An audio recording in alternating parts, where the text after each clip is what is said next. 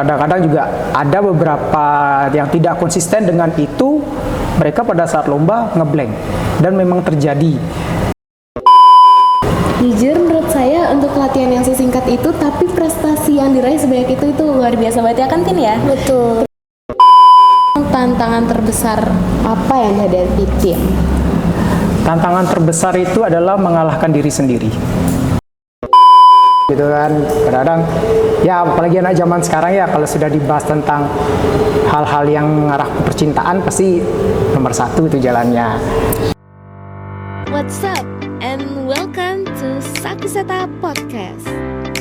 It's time dengerin, rasain, dan pahamin. Yuk jadi bagian dari suara kita. Halo Sobat Sakuseta, perkenalkan saya Tina dari kelas 94. Dan saya Moza dari kelas 95. Jadi Sobat Sakuseta, kali ini merupakan podcast perdana dari jurnalistik Sakuseta. Di podcast kali ini kami akan membahas seputar lomba pramuka. Perbincangan kali ini sangatlah menarik, dikarenakan kami menghadirkan bintang tamu yang sangat spesial. Kira-kira siapa ya bintang tamunya Tin? Nah, bintang tamu kita yaitu Kak Fendi sebagai salah satu pembina di Eskul Pramuka di SMP Negeri 1 Kuta Selatan. Kak Fendi adalah salah satu pembina pramuka yang membantu Kousta atau Pramuka SMP Negeri 1 Kuta Selatan dalam meraih banyak prestasi. Nah, langsung saja kita sapa Kak Fendi. Halo Kak Fendi, apa kabar? Kabar baik, terima kasih. Ya, Kami senang banget ya kan Tin ya? ya betul Kakak sekali. bisa datang ke perdana podcast Sakuseta. Di sini boleh tidak kakak memperkenalkan diri kakak terlebih dahulu? Oke. Mungkin sebelumnya perkenalkan, nama kakak Nur Fendi Bayangkara. Kakak berasal dari, kalau aslinya dari Banyuwangi. Ya. Mungkin itu aja sih. Kalau gugus depan asli, gugus depan tetapnya berada di gugus depan 06 091 092. Ya, mungkin itu aja mungkin perkenalan dari kakak. Wah, Banyuwangi jauh banget ya. Ya, jauh itu. Nah, kita penasaran nih, kakak kira-kira udah berapa lama menjadi pembina Kousta di SMP Negeri 1 Kuta Selatan? Kalau dibilang menjadi pembina Kosta secara sahnya, mungkin kalau dihitung-hitung 5 tahun.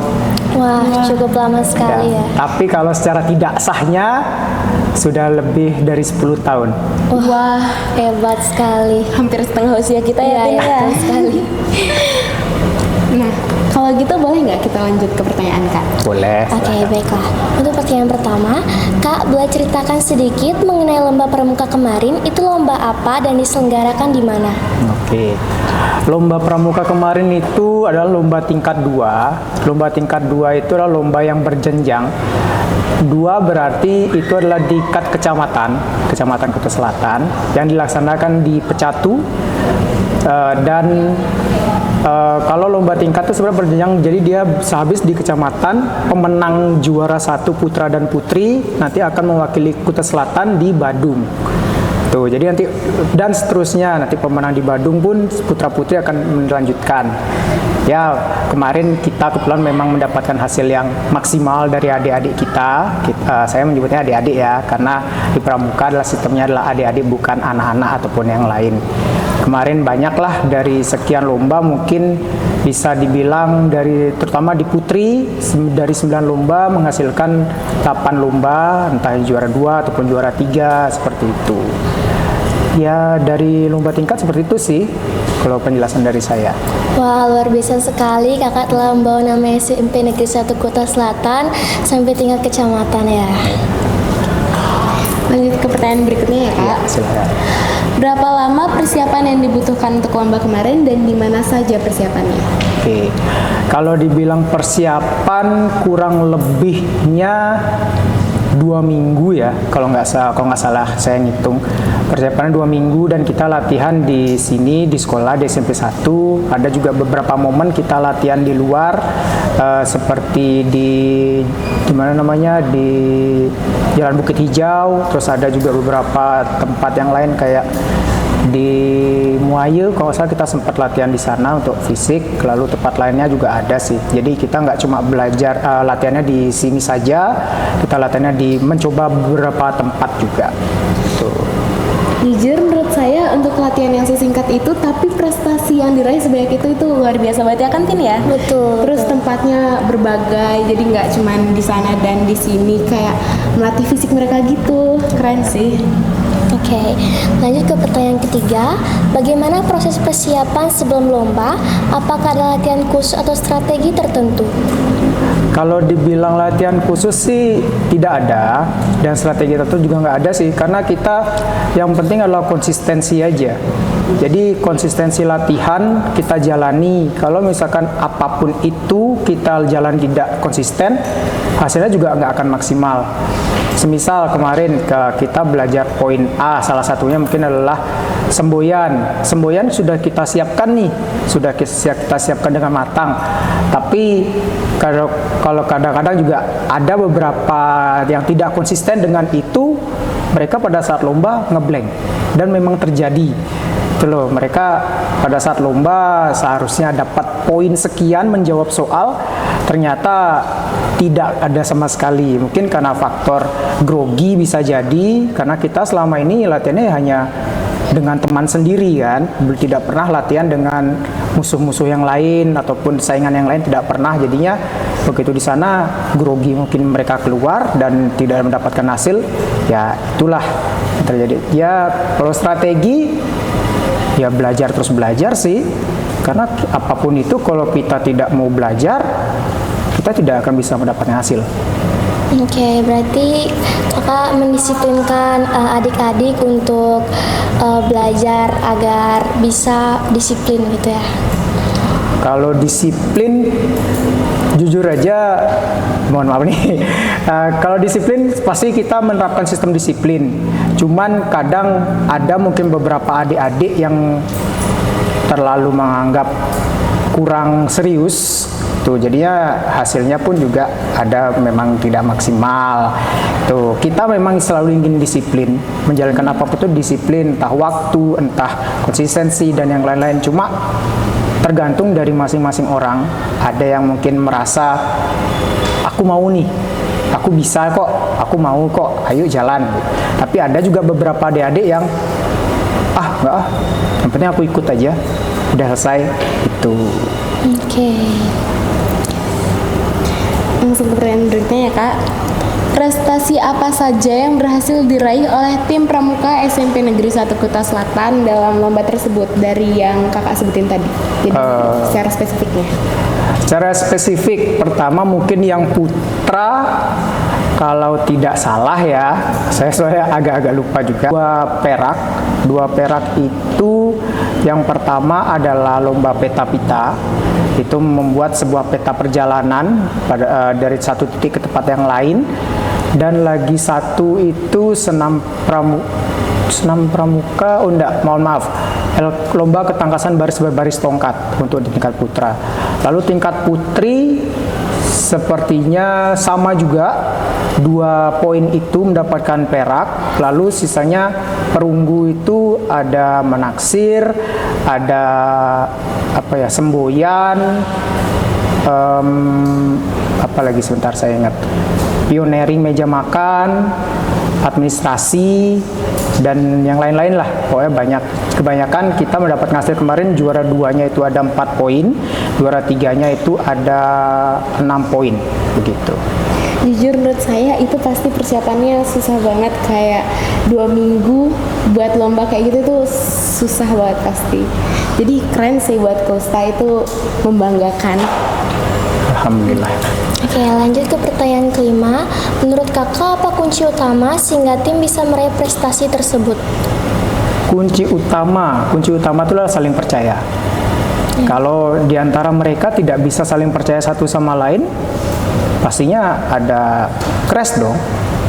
Siapapun itu sih, kalau misalkan kita tidak percaya dengan teman tim kita, masa sih bisa dapat hasil? Apalagi dalam sebuah perlombaan, ada satu sama lain tidak bisa saling percaya, apa dong hasilnya? Yang ada malahan yang A mungkin bisa jadi, apa kenapa sih dia kayak gini, sok-sokan. Apalagi yang B tiba-tiba mungkin misalkan dari 3 orang, 2 orang sudah bisa saling percaya, tapi 1 orang tidak bisa percaya dengan 2 temannya. Itu pasti tidak akan menghasilkan kok, tidak akan mendapatkan hasil yang maksimal, dan mungkin nanti begitu mereka merasakan kalah nih misalkan, pasti ada berantem. Karena mereka tidak bisa saling percaya. Oke, berarti itu kerjasamanya harus benar-benar agar timnya itu saling percaya gitu ya. Betul. Oke. Pertanyaan berikutnya, selama lomba berlangsung, tantangan terbesar apa yang dihadapi tim? Tantangan terbesar itu adalah mengalahkan diri sendiri. Itu karena setiap orang punya tipenya masing-masing, punya karakteristik masing-masing. Kalau misalkan si A malas, misalnya ya, si A malas, terus dia tidak bisa mengalahkan rasa malasnya dia, ya akan terus dia malas. Yang lain pun nggak akan berjalan. Tuh, jadi poin utama adalah mengalahkan diri sendiri dulu, supaya benar-benar yakin, ayo nih jalan sama-sama, ayo nih berjuang sama-sama. Ketika itu sudah jadi satu keakraban yang sama, baru bisa kita bareng-bareng untuk mengusahakan itu. Jadi kelihatannya pasti itu masalah yang besar banget, kayak besar banget. Apalagi saya lihat waktu saya lihat Coastanya sedang latihan, itu mereka kompak banget. Berarti mereka hampir semua dari mereka sudah mengalahkan diri sendiri. Sudah sebagian besar mengalahkan dirinya sendiri untuk supaya sama-sama jalan bersama. Oke, lanjut ke pertanyaan ke-7. Sebagai pembina, bagaimana peran Kak Fendi dalam membimbing dan memotivasi anggota tim? Kalau membimbing sih kita jelas berusaha ya, berusaha semaksimal mungkin. Pertama kita memahami dulu karakteristik masing-masing. Kalau kita tidak bisa memahami, misalkan si A ini karakteristiknya adalah seperti tadi, malas. Gimana sih cara kita itu berusaha supaya si A ini nggak malas? Itu adalah hal yang penting sebagai pelatih atau pembina untuk mengurusin itu. Kalau kita tidak bisa mengatasi itu, bagaimana kita bisa membentuk satu tim yang komplit? Itu menurut saya. Oke, baik, berarti kakak membangun agar adik-adiknya bisa bisa tumbuh gitu. Pertanyaan selanjutnya nih Kak, apa momen paling berkesan selama mengikuti lomba-lomba yang tadi? Momen berkesan itu sudah pasti di saat pengumuman.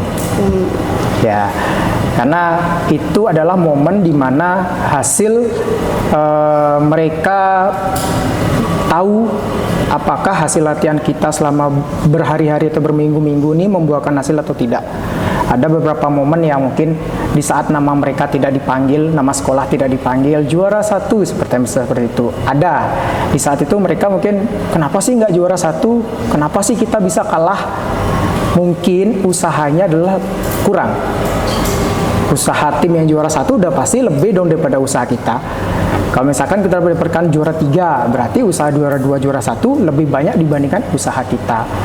Itu sih momen yang paling ditunggu-tunggu. Kadang-kadang juga momen yang paling gini tuh di saat gimana dibilang ya, di saat satu atau yang lainnya itu saling mensupport. Maksudnya mensupport adalah ketika tim putra dipanggil gitu kan, tidak dapat hasilnya, yang tim putri udah nggak apa-apa, nanti next kita latihan lagi. Ada kemarin kata-kata seperti itu keluar dari mereka. Kakak pun juga jujur kemarin agak kaget ya, wah berarti mereka sadar nih, mereka berarti tahu nih, oh ya udah nggak apa-apa, ayo yang putri bisa kok dapat itu, yang putra diem gitu kan. Tiba-tiba begitu putri disebut juara, dapat juara, putra ikutan seneng, meskipun mereka tidak menang di kategori putra, tapi mereka sudah satu komitmen yang sama, jadinya ya sama-sama senang ketika nama sekolah mereka disebut. Waktu itu saya dan Christina sempat melihat video waktu nama SMP kita dipanggil. Nah itu jujur seneng banget ya ngeliat kekompakannya dan hasil kerja kerasnya tuh kayak, ya walaupun kita nggak ikut, kita tetap seneng liatnya. Oke, Adakah tips atau trik agar siswa tetap semangat hadir dalam mengikuti ekstra? Kalau tips dan trik, ya jangan pernah bosan aja sih. Kadang-kadang ya kita sebagai pelatih atau pembina pasti harus mengusahakan gimana caranya supaya adik-adik tuh merasa tidak bosan dengan kita. Itu yang pertama. Kenapa tidak bosan dengan kita? Kalau misalkan mereka sudah melihat, kakak ini lagi, berarti kan sudah keinginan untuk datang udah nggak ada. Gitu loh. Jadi usaha yang pertama tuh ya, harus membuat hal yang mereka tertarik untuk datang itu seperti apa. Itu yang kita harus terus research. Kalau saya seperti itu ya. Setiap latihan itu misalkan kita mau latihan ini, mau ngapain nih? Kalau misalkan kemarin sudah latihan ini dengan cara metode seperti ini, kalau sekarang dilakukan lagi, sama nih, ngapain dong kita datang? Untuk apa dong kita datang? Jadi itu pemikirannya. Jadi ya setiap latihan apapun itu terus kita berinovasi, kita mikir apa sih yang bagus, apa sih yang cocok untuk mereka, supaya mereka tuh benar-benar nyaman sama kita, senang dengan kita. Jadi ya pada saat ekstra pun, ketika ekstra, besok ekstra ya. Tuh, dan bahasa kita juga harus lebih menyenangkan lah di depan mereka. Nggak mungkin dong di depan peserta didik atau adik-adik bahasanya seperti ini. Contohnya misalkan, besok datang latihan, masa nggak datang? Soalnya seperti teman sendiri kan nggak mungkin gitu kan. Mungkin kadang beberapa kali bahasanya seperti, halo guys, ayo besok latihan yuk. Masa sih bisa kok kita latihan jam sekian tuh. Kadang-kadang juga saya sempat sisipkan beberapa kalimat seperti pantun gitu kan. Kadang-kadang ya apalagi anak zaman sekarang ya, kalau sudah dibahas tentang hal-hal yang mengarah ke percintaan pasti nomor 1 itu jalannya. Itu sih. Oke, luar biasa sekali tips yang diberikan oleh Kak Fendi. Semoga Sobat Sakuseta bisa mendengarkan dan juga agar tips ini bisa kalian terapkan di ekstra lainnya. Selanjutnya, apa harapan Kak Fendi ke depannya untuk ekskul pramuka di SMP Negeri 1 Kuta Selatan selama kurang lebih membantu menjadi pembina selama 10 sampai 5 tahun terakhir? Harapannya sih mungkin jelas ekstra kita makin rame. Siapa sih yang nggak mau ekstranya rame? Ya kan, semua ekstra pasti pengen dong punya peserta yang banyak, punya peminat yang banyak. Mungkin itu sih harapan kita, karena kalau misalkan kita ekstra juga orangnya itu aja, bosen. Orang ini lagi, si A lagi, si ini lagi. Jadi harapan kita ya semoga sih ekstra kita peminatnya makin bertambah, itu yang pertama. Lalu peminat makin bertambah, terus yang pastinya kita masih bisa tetap eksis untuk memberikan prestasi ke sekolah. Karena ngapain sih kita ekstra selama ini kalau misalkan tidak ada sesuatu hal yang kita lakukan? Tuh, jadi saya pun kadang-kadang mikirnya adalah gimana cara adik-adik supaya mendapatkan pengalaman yang itu adalah dengan cara lomba apapun itu, meskipun entah di pramuka, entah kadang-kadang lomba di luar pramuka pun kita ikuti seperti itu. Jadi ya kalau mereka tidak bisa semangat, kita juga nggak semangat. Itu aja sih. Jujur tadi itu keren sih menurut saya, dari cara kakak membimbing kayak menarik mereka gitu loh, biar ayo masuk sini ekstra pramuka. Kayak ekstra itu kelihatan seru, jujur menurut saya itu kayak salah satu ekstra terseru di SMP ini. Terima kasih. Tidak terasa ya Sobat Sakuseta, kita sudah sampai di penghujung podcast kali ini. Terima kasih banyak untuk Kak Fendi yang udah mau meluangkan waktunya datang ke podcast perdana kami. Sama-sama. Ya, tentunya Sobat Sakuseta, dari obrolan tadi kita bisa belajar bahwa pramuka bukan cuma tentang lomba saja, tapi juga dapat melatih kedisiplinan, kerjasama, dan juga pengalaman yang tidak bisa terlupakan. Semoga dari podcast kali ini Sobat Sakuseta wawasannya dipertambah. Akhir kata, saya Tina Dan saya Moza, pamit undur diri. sampai jumpa di podcast seru berikutnya.